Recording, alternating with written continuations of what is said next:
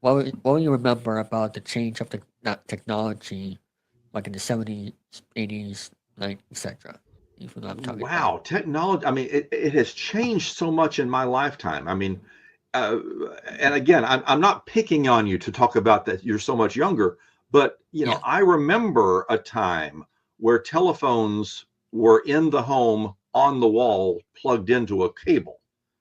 I yeah, remember when the choices of television were essentially three channels, maybe a fourth. Now in Boston, there'd be a few independent channels, there'd be a little bit yeah, more, but you had three options and you had to watch it at that moment or hope that it would yes, be rerun in the summer. There was no TiVo, there was no streaming, there was no capturing. There was no VHS. You watched the show when you watched the show. So as I'm saying all this out loud, I think I'm coming to the answer to your question, and that yeah, is the proliferance of content that, before, and again, this is what I grew up with. You didn't see old movies except when a TV station showed an old yeah, movie, or very rarely when a movie theater would show some classic movie as an event. You didn't find out about you didn't, older movies were the stuff of mythology. There would be hmm, exceptions. uh, Wizard of Oz would run every year on television, and a lot of Thanksgiving, shows. right? Right, right. What's It that? was yeah, Thanksgiving, right? Every Yes, Thanksgiving, roughly yeah, roughly around that time. That's right. Because back then, November was important for other reasons, for ratings reasons, yeah, and uh, that was always a big deal. Nobody thinks about sweeps anymore, but back then, you really wanted to have your best stuff in November.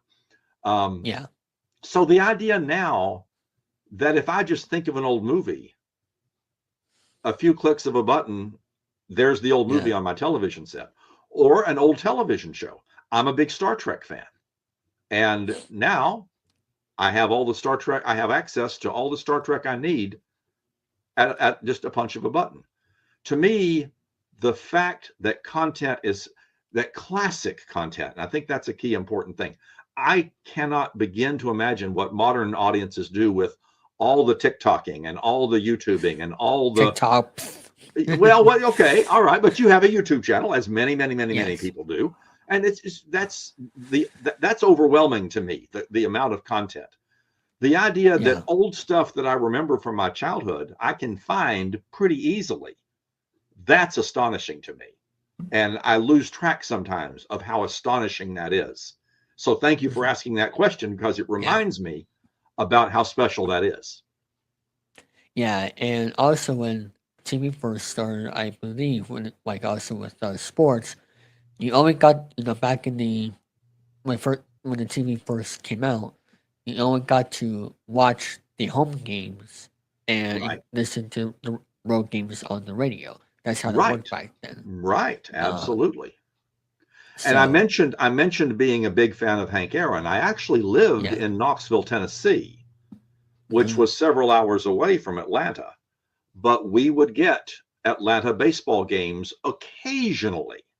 yeah, Every once in a while, one of the stations would show an Atlanta Braves baseball game, and it was a very, very special thing. yeah, And then traveling to actually see them play live became a whole different deal. But yeah, these were, and now, any sporting event of almost any sort, if you have the right streamer, if you have the right network, if you have the right yeah, channel, you can watch them. yeah, and that's also why I'm most glad that I was born in 2003 because I can see I was able to witness some of the old technology, like with the old small TVs and also the old Windows XP computers and all that. Sure. But Yeah, um, computers have changed a lot in your lifetime. yeah, yeah. So it's crazy for me to see the big technology change from 2003 to now, um, because still have some of the old technology back then, but Hmm.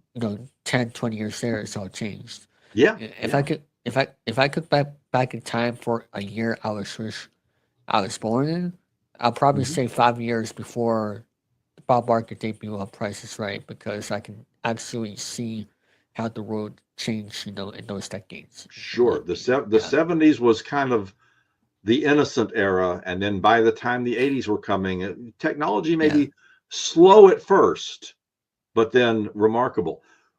In my work, when I started working for the school, we were still recording on something called a 3/4 inch tape. I wish I had one handy, I could show it to you.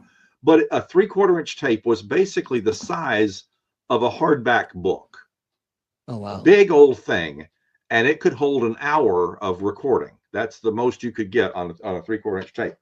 And nowadays, you record on these little things, and yeah, it's hours and hours of high definition. And that's yeah, that's just insane to me. To me, this is a postage stamp, and it contains so much data, just an yeah. absurd amount of data. If you're a still photographer, thousands of photographs, thousands of pictures.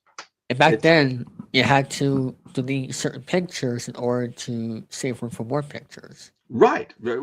So Well, when I was growing up, you had cameras. You would take the picture, and you could take like 20 pictures with one camera, and then you had to send the film yeah, somewhere else to get developed, and then the pictures I would come back, and then you'd hope that you took good pictures because you didn't yeah, know until the pictures came back. You didn't know what you had. It's yes, absurd how things have changed. yeah. What was your favorite decade over time?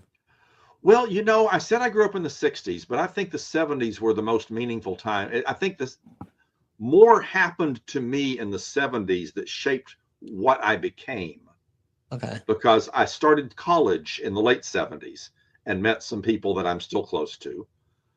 Certainly in the 70s, I was old enough to understand what these game shows were and who the hosts were, and yeah, and who the producers were, and really started to understand this world that I was in love with. And so from the 70s basically are from understanding what game shows really are, to being in college and starting working toward a career in that. And I think that would sort of yeah. encapsulate my best decade. Awesome. Where can people find you on social media? I'm mostly on Facebook, and it's Matt Okay, Ottinger, and there are many Matt Ottingers, but I'm not that hard to find. So Matt Ottinger on Facebook. Um, the website is I've got a secret dot website. I've got a okay, secret dot website, and billcullen.net. And those are the two things that I'm very, very proud of. Of course, billcullen.net, Adam Needif is the one who really is the guy who pushes that. okay.